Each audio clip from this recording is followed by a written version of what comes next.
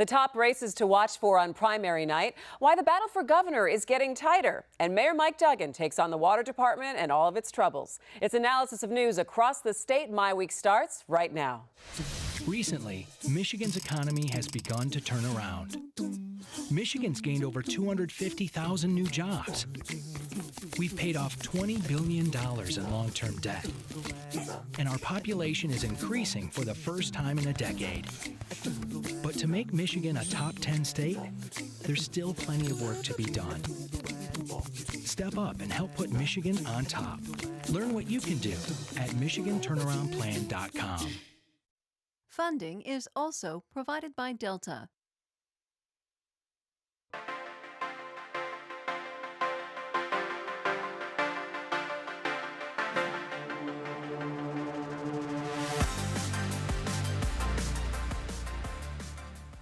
Hi there and welcome to My Week. We are so glad that you are joining us. I'm Christy McDonald. If you can't watch a show without political ads and you're tripping over candidate yard signs, you know it is almost primary day. Tonight we're going to break down the top races you need to watch for on Tuesday and how they will impact the state.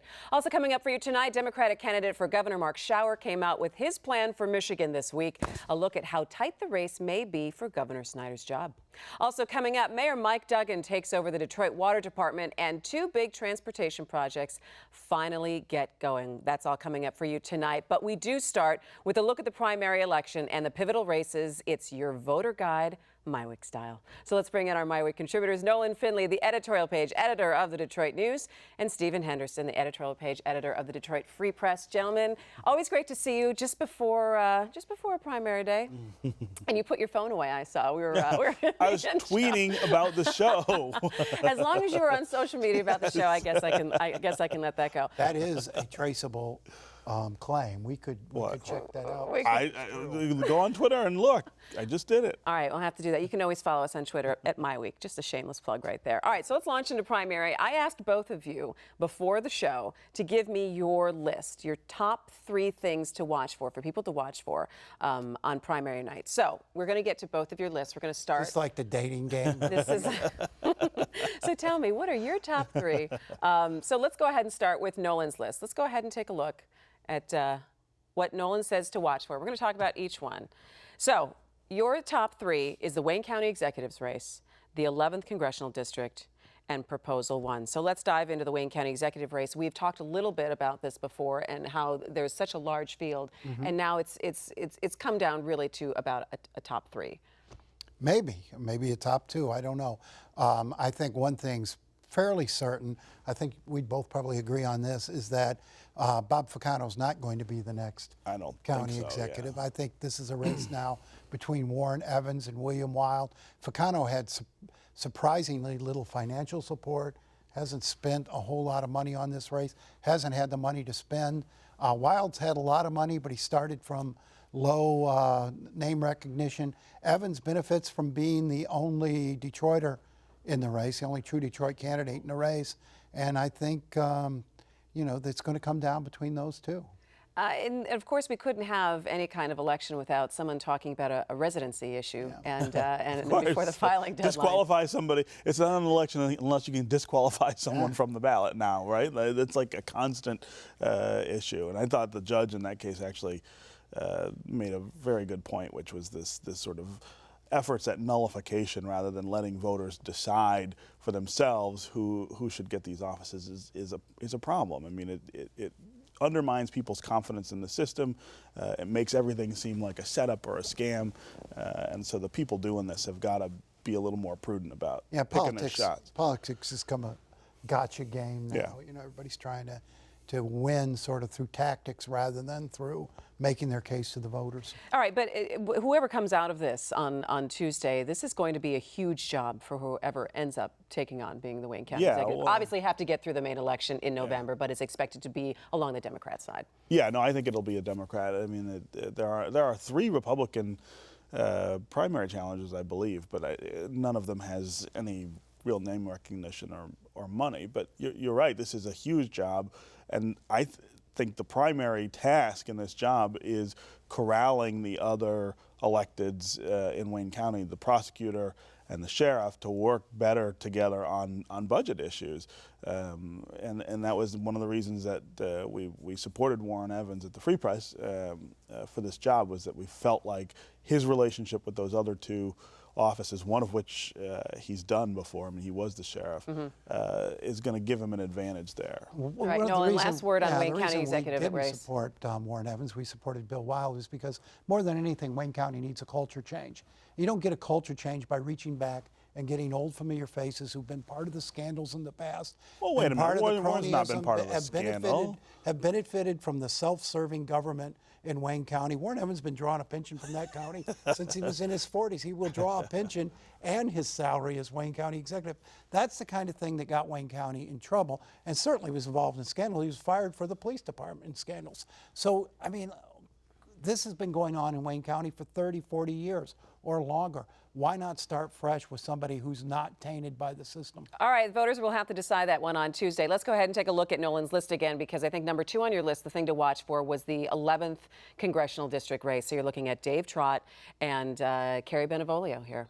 Most likely race for an incumbent, where an incumbent might get beaten this time, I think. Trott's ran a very good race. Benevolio's disappeared for an incumbent. He's been almost nowhere in this campaign. Yeah, but you still have the benefit of incumbency, and you know, he just has refused to show up at places, refused to campaign. Trott's campaigning all out. I think Trott will probably prevail in this, and he'll set up a good race in the fall. Stephen, thoughts in terms of watching this one? Yeah, and I think Trott has this pretty well in hand. I mean, the polls didn't show Benevolio even within, I thought it was 10 points, right? It was 22 last poll. Was it 22? I mean, and it is about money. I mean, Dave Trott has a lot more ability to campaign than Benevolio does, and what's the power of incumbency give him? I mean, it's not like he's a senior member of Congress or can use the legislation that he's introduced, or what, I don't think he's done anything. No, but he did have John Boehner come up here for a fundraiser about a year ago or so. It was a while ago. It was last fall. So he could have used that perhaps a little bit more to his advantage. But is this talking about someone who is just not even an experienced politician enough? He was an accidental candidate, and he never expected to be in Congress, and then he was. And I still think there's that feeling of, this is a guy who just lucked into this seat, and voters recognize that. Well, and it's a question of the GOP establishment against a guy who has the seat but has never been really part of that mainstream. So. All right, well, let's look. The last thing that Nolan brought up was Proposal 1, the personal property tax. I think it's a very important proposal. I mean, it's a very important fix to Michigan's tax system. It may be the worst worded ballot proposal ever in Michigan. It is confusing. That's saying something. It was like it was written by by a Chinese outsourced person, someone who didn't even speak English. It is barely legible. Are literate. The way the ballot proposal is worded, that's going to cause confusion.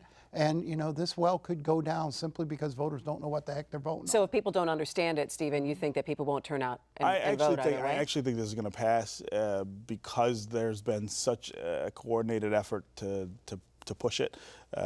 Most elected officials are supporting it. You've got a few outliers who've been pretty loud about it, but they're in the distinct minority. And there's been a very good independent campaign to make sure that this passes. The thing is, if this doesn't pass, you really are screwing local government in a way that they would not recover from. This is not maybe the ideal way to get rid of the personal property tax, but it's the only way to replace the money that local governments get from it. So I don't see it as much of a real choice, and I'm a little astonished actually at the local leadership who have come out against it. I mean, Jim Fouts in Warren, I'm not clear just a on handful of those, Steve. where he's coming from or what he thinks the alternative is. You could say that any day of the week about Jim Fouts, but it's it's just a couple of three local officials. There's overwhelming support for this. If the ballot language were more clear, I think there would be no worries at all about this race. But Steve's right; it is essential piece of of business for Michigan. This has got to pass. And for municipal finance. All right. Let's go ahead and take a look at Stephen's list of the top 3 things that we need to watch for. So when you were crafting your list, and I'm sure it took you a while, you said watch for, let's talk about this first one, voter turnout. Yeah, well, How so? Any primary, right? Is always difficult. And maybe it's me, but it just does not seem like election season right now. I mean, it doesn't. Why? It doesn't feel like, and maybe it's because I live in the city, I'm not seeing as many signs as normal. I am not hearing people talk about the fact that there's an election on Tuesday. It just doesn't have that energy that you normally have around an election, and so that could, I think, result in even fewer people showing up for a primary, which doesn't normally draw that many folks. I think it's because it's so cold. But, it's fall can't already. blame I that. hate the August primary, and I think August is just the worst time to hold an election. Too many people are doing too many other things. I would support a change to a May primary, or We even used to have a September, right? primary. So the August primary is just a it's made for a low turnout. And I think one thing we should do is never put a tax proposal on the August primary, because again, it's such a low turnout, and yet we have a couple of tax proposals on this ballot, the SMART and the Wayne County school millage, that are pretty important, that are going to be decided by a very small number of voters. Okay, let's go ahead and take a look at Stephen's list again and see what the next thing was on his list. Incumbents in trouble. We've already referenced Wayne County Executive Bob Ficano and Bentivolio. Yeah, but I think John Conyers has a bigger challenge on his hands this time than he has before. Do you think Horace Sheffield has made some traction with voters? He's worked hard. He's worked really hard. He is a good campaigner. He is someone with deep community ties. He has run the right kind of campaign. I mean, we did not end up endorsing him in that race, but he's making the right case for himself, which is that he would restore the bond between voters in that district and the congressperson there, that John Conyers, he thinks, is much more of a sort of national kind of representative or a symbol who doesn't do a lot for folks in that district. So I don't know. No one has ever been able to even come close, quite frankly, to bettering Conyers in that district. But I think we will see Sheffield get closer than anyone has before. Should John Conyers win on Tuesday, is there a conversation, Nolan, that's happening within his camp, talking about, all right, these next 2 years, what does the next 2 years hold for him?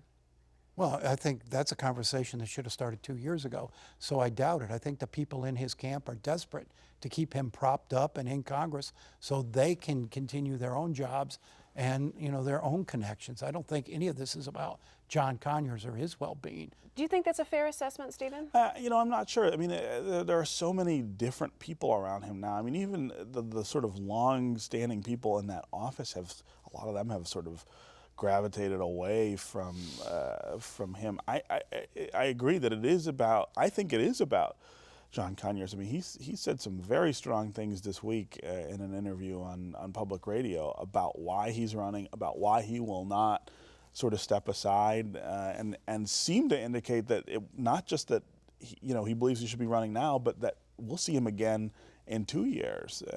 So I mean, I think this is someone who really does like his job. He feels like he's still got things he wants to do. He will be the dean of the House if he's reelected, and that means something to him. So And unless voters turn him out, they'll carry him out on a board. He'll never retire. All right, let's go ahead and take a look at Stephen's last thing to watch for on primary day. Oakland or Detroit for the 14th Congressional District? Explain that. Yeah, well, I think that race has turned out to be really interesting. I mean, you've got two very strong Oakland County candidates in Rudy Hobbs, who's in the legislature, and Brenda Lawrence, who's the Southfield mayor. That is, a heavily Oakland County district. I think the majority of the votes, in fact, are in Oakland County. But the poll shows Hanson Clark, who is a Detroiter and used to represent that district when it was mostly, well, when it was all Detroit, is way out in the lead. And I've sort of been puzzled by that since I saw that poll. Does that mean Oakland County voters are not showing up as strongly in that poll? Does that mean Lawrence and Hobbs are splitting the Oakland County vote and allowing Hanson to sort of run between them? I'm not sure, but I think that was the tension that we thought it set up when they drew that district the way they did, the first district to cross 8 Mile Road in Michigan. Who was going to get to represent that area? And so far we've had an Oakland County person, Gary Peters, do it, but we could end up with a Detroiter just in the second cycle. Final word on that, Nolan? Yeah, I think Hanson Clark enjoys high name recognition because he was in Congress. He has sort of the advantages of an incumbent, even though he isn't one. And he's got a high likability factor. So I would be not shocked if Hanson Clark pulled that out. All right, those are the things to watch for Tuesday's primary. Turning now to a look at the governor's race. Democratic candidate Mark Schauer released his plan for Michigan this week. He wants to put more money in K-12 education, fix roads, not with a gas tax though, focus on job creation, and repeal the new state taxes on pension income, among other points. Now, if you're a poll watcher though, you know this race has tightened up a little bit. The latest Epica MRA poll out 2 weeks ago put Snyder ahead of Schauer 46 to 43%. That is within the margin of error. So real quick, Nolan, talk a little bit about the plan that Mark Schauer came out with this week, and the significance of how tight this race is. I don't think anyone predicted that poll-wise it would be this tight. No. Well, a little talk is about all that plan deserves. There's nothing in it, just like his education plan. There's no details. It's a lot of populist pandering, anti-business rhetoric. There's not a single point in there that would actually create a job. And yet still, this guy's within 3-4 points. Steve Mitchell had a poll out last week, 43-39. 44% of the people in the Epic MRA poll didn't even know who Schauer was, and yet that poll's still within 4 points. I don't really get it. I mean, you have an incumbent governor in a recovering state. Everything suggests that should be an easy track for him. And yes, yet he can't shake this guy off the tail. And what that means is he's going to have to spend a lot more money on this race than perhaps he planned to. Did Mark Schauer's plan, was it enough? It's not enough in this race, and I want to point out, I think it is pretty thin, but it's not any thinner than what Rick Snyder's plan was 4 years ago. There were lots of things that Rick Snyder refused to talk about that he was going to do. How was he going to pay for things? He was promising lots of things that didn't quite add up. But that was an open seat, which I think you can get away with that a little easier when everybody is talking hypothetically about what they might do in the job. Now you're running against an incumbent, and I think you have to, if you're going to sell voters, you have to say to voters, here's what I would do differently. Here's how I would, specifically, how I would lead the state in a different direction. And I think that plan comes up pretty short in that way. And still in all, he's within 3 or 4 points. Okay, so explain that. So I think it's, Rick Snyder is a weak incumbent. He is not a popular governor. He never has been. And some of that is about, some of the more controversial things that he's done. I mean, people have not forgotten those things, even though some of them are a couple of years ago. The right to work thing, I don't think is helping him. The pension tax, which I think was probably a necessity, but an unpopular one. Those things are going to hurt him. And then you've got the recovery, which has been steady but slow, nowhere near the numbers that he talked about 4 years ago, and no better than a lot of other states that are doing things differently. So that makes him vulnerable. The problem, I think, for the Democrats is that Schauer has been a weak challenger. I mean, he's not the kind of challenger you need. If you had a strong Democrat in that race, Rick Snyder would lose. Well, he'd certainly be in trouble, I think, if there were a stronger Democrat. Mark Schauer is the weakest candidate Democrats have stood since Howard Wolpe in '94. I'm not sure I agree with that. Of course he is. And I don't think that's true. But one of the things you have to look at in these polls, at least in the Mitchell poll last week, is the job approval rating. 56% of the people in the state, or the voters, think that Rick Snyder's doing a good job. They approve of the job he's doing. That would normally track fairly close to what a number would be, because you want that to be over 50% right now. That should give the governor some confidence, but he can't be overconfident because you got 20% of the voters undecided. You assume they're going to break toward the job approval numbers, but you can't be sure. So it's going to be interesting going very into the fall. expensive race. That job approval is about, I still think the job approval is about comparison between him and the last governor, who was terribly unpopular, but that's not the choice that voters are making now, and they don't like some of the things that he's done. But the challenger is basically saying, I'm going to undo everything Snyder has done, which puts us right back in that place where voters were so. You get no argument for me. He's got to articulate a much clearer vision. I think the agreement here, though, is this is going to be a heck of a bigger race than anyone had anticipated in this. I think it will be. Yeah. All right, turning now to Detroit. Emergency Manager Kevin Orr's time will soon be up, and he's starting to unload more of the city responsibilities to Mayor Mike Duggan. This week, he handed over control of the city's water department and all of the controversy that goes along with it. Now, Orr retains the power to restructure, but Duggan will oversee it. So will he continue to hold on those water shutoffs? So when Mike Duggan gets the call from Kevin Orr and hears, hey, guess what? You get the day-to-day responsibility of the water department. Mike Duggan's response is? Well, he's going to have to go back and start shutting off water too, because part of this is turning the whole process of creating a regional authority over to Duggan. And I think this signals very much that the creation of the regional authority is going to be handled outside bankruptcy. Yeah. So Kevin Orr is not going to worry about that anymore. That's going to be Duggan's job to do. You're not going to get a deal with the suburbs if you keep letting half the people in Detroit not pay the bills. The suburbs are not going to take on that responsibility. So Duggan will have no choice but to restart the shutoffs. Yeah, he may have to restart the shutoffs. It's about how you do it, though, and that was what no one is arguing that the water department shouldn't get its money. It should. It needs to. It needs to run much more efficiently in terms of billing and collection. Everybody agrees with that. But shutoffs on little notice, without the outreach to connect people to the support. And I think Mayor Duggan has made that point, saying this was not gone about in the right way, that you need to get more communication with the community about this. The last thing you want in a city like Detroit is people without access to fresh water. I mean, these are third world kinds of conditions that invite all kinds of problems that we don't have and don't need, and I think the mayor understands that as well as anyone else. At the same time, you gotta have people pay the bills. That just doesn't work. So the other interesting thing here, though, is that everyone's talking about the mayor now being in control of the water department. There's nothing remotely true about that. The federal court, when it let go of the water department, we have essentially an authority now where you've got representatives from all three counties and Detroit managing the water department, and the mayor can't hire and fire the director. He's got to work through that board. Now, he has 4 appointees to it, which is a majority, but they can't just be removed. So he's not going to be running the water department. What he's going to have to do is work with that board to come up with a more rational way to deal with this collection problem. He's got Final word, Nolan. He's got to do a lot of things.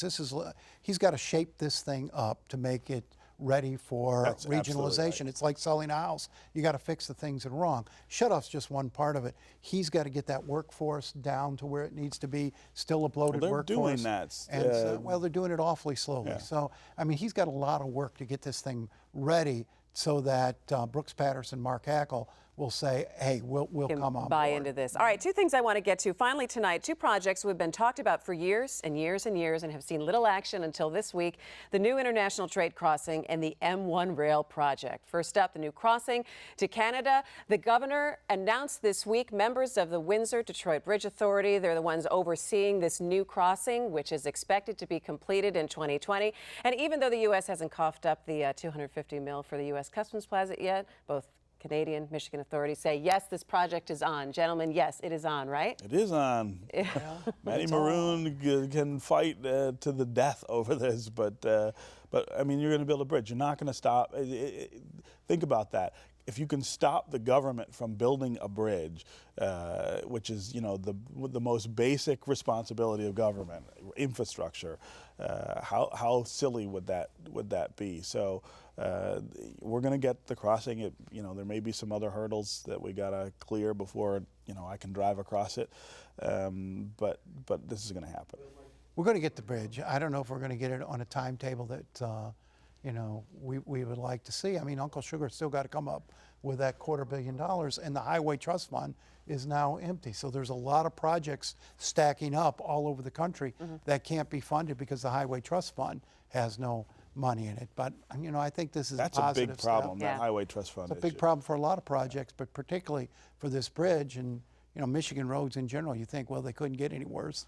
They might. All right, and we just want to say a big congratulations to the M1 rail project that finally they started construction this week on Woodward. The 3 miles of that rail is going to go into downtown. It's been 10 years in the making of finally getting there. So hopefully we see that soon. All right, guys, thanks so much. Appreciate it. And that's going to do it for my week. Thanks so much for joining us. Remember, go vote in Tuesday's primary, and we'll see you next week.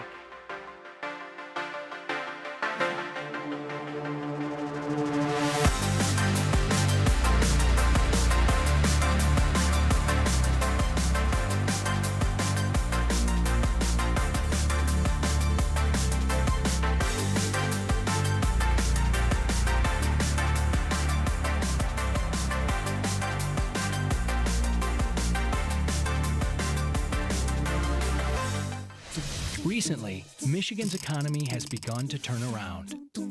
Michigan's gained over 250,000 new jobs.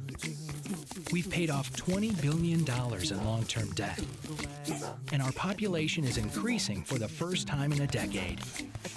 But to make Michigan a top 10 state, there's still plenty of work to be done.